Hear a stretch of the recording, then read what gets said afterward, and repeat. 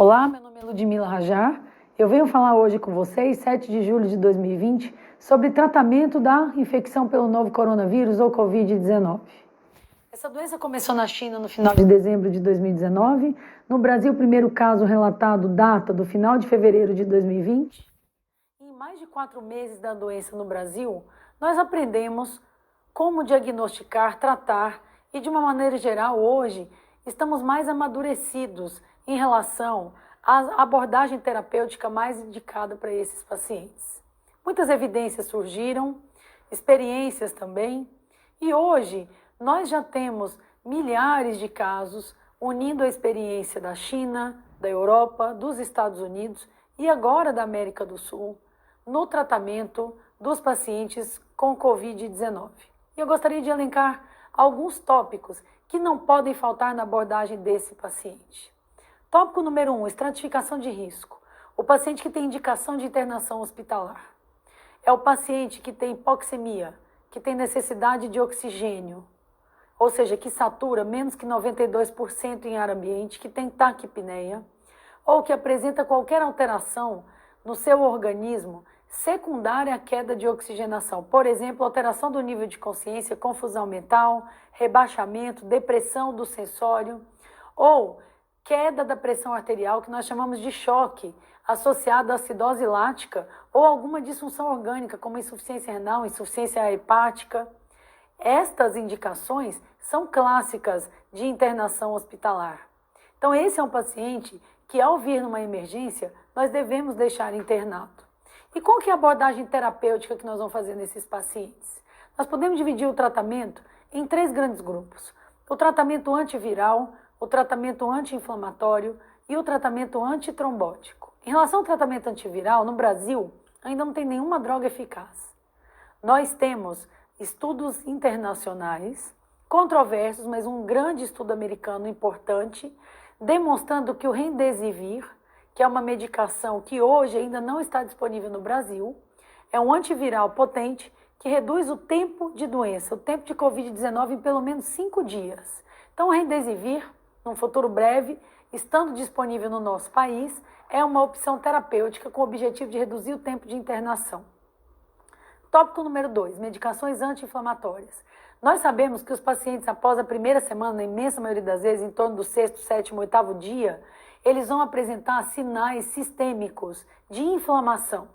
Por exemplo, infiltração pulmonar com hipoxemia, com falta de ar, com dispneia. A tomografia começa a apresentar os clássicos infiltrados em vidro fosco periféricos, associados ou não à consolidação. E alguns pacientes, sistemicamente, já vão ter piora da febre, queda da pressão, insuficiência renal aguda, já podem apresentar complicações cardiovasculares. Esses pacientes têm uma forma de Covid-19 grave por conta da infecção pelo vírus, mas muito por conta da resposta do seu organismo em relação à inflamação. Então, o tratamento anti-inflamatório, ele tem que ser considerado. Nesse período, nós usávamos corticosteroides, os corticoides, principalmente a metilprednisolona, em casos mais graves da síndrome do desconforto respiratório, infiltrado bilateral, pulmonar, com necessidade de altas pressões, de altas frações inspiradas de oxigênio, os casos mais graves, e nós derivávamos isso de estudos prévios em UTI. Até que recentemente nós temos uma evidência importante, um estudo internacional Recovery, mostrando que os pacientes internados que precisam pelo menos de um suplemento de oxigênio, eles têm a sua mortalidade reduzida de maneira significante se a gente introduz corticoide por 10 dias nesse paciente. Então, o corticoide tem que ser considerado. Dexametasona ou metilprednisolona é possível que seja efeito de classe, não de droga. Tem esse estudo com dexametasona, tem um estudo anterior, não com Covid, mas com síndrome de desconforto respiratório com dexa, e tem alguns com metilprednisolona. Então, temos essas 2 opções terapêuticas. Outras drogas anti-inflamatórias estão sendo estudadas. Uma delas é o tocilizumab, que é uma medicação anti-interleucina 6, que a gente aguarda estudos que deverão sair até o final do próximo mês. É uma medicação interessante porque ela bloqueia um dos mediadores da inflamação mais intensa. Porém, até o momento nós não temos estudos randomizados comparativos que demonstrem a evidência dessa droga. Então hoje, quem utiliza faz o uso compassivo, individualizado. Idealmente o seu paciente vai estar incluída em algum protocolo de alguma instituição. Aqui mesmo, em breve, a gente vai começar a estudar essa medicação ao longo da próxima semana, num protocolo multicêntrico nacional. Outra droga anti-interleucina 6 é o sarilumab, que já tem alguns estudos, mas ainda estudos pequenos, não definitivos, e outras drogas estão sendo estudadas. Anti-interleucina 8, uma medicação italiana que está chegando para nós agora para estudar, mas nós não temos ainda uma evidência baseada em estudos comparativos randomizados, controlados. Não temos. Quando nós caminhamos para o terceiro tópico, que é a terapia antitrombótica, a gente aprendeu que o vírus, além de inflamação, ele ativa a coagulação e suprime a fibrinólise. Então, boa parte do acometimento orgânico dessa doença se deve à trombogênese. Todos os pacientes internados críticos, eles têm indicação da utilização de heparina profilática, seja heparina não fracionada ou de baixo peso molecular, de acordo principalmente com a disfunção renal e com o grau de criticismo do doente. Mas hoje muito se discute se, baseado no perfil do paciente, na utilização de níveis de biomarcadores como o dímero D e mesmo em sendo possível investigar a presença de tromboembolismo, alguns casos sim vão se beneficiar da terapia com anticoagulante.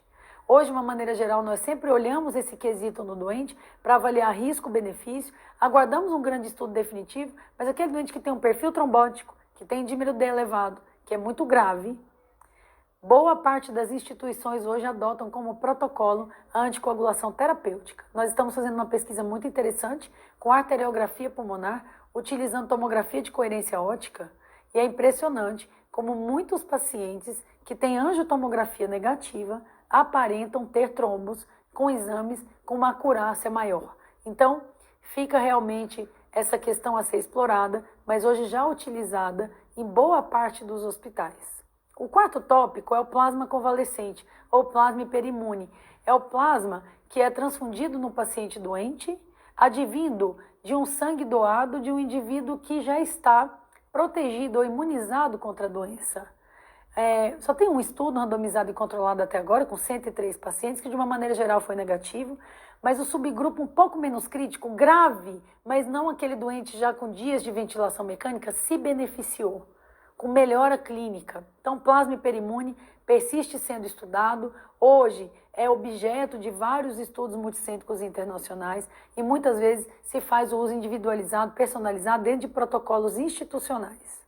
De uma maneira geral, quando a gente fala de tratamento específico do Covid-19, basicamente é isso. E nós temos que dar um suporte. Estrutura de UTI, estrutura de hospital de uma maneira geral, de emergência, atendimento, atenção à via aérea, a indicação adequada de ventilação mecânica invasiva, ao uso bem adequado ou bem individualizado da ventilação não invasiva, evitar hiperóxia, utilizar a ventilação protetora, evitar antibiótico terapia quando não há indicação.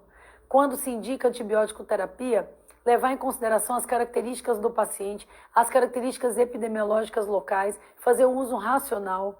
7 dias de antibiótico terapia com reavaliação é o que a gente recomenda.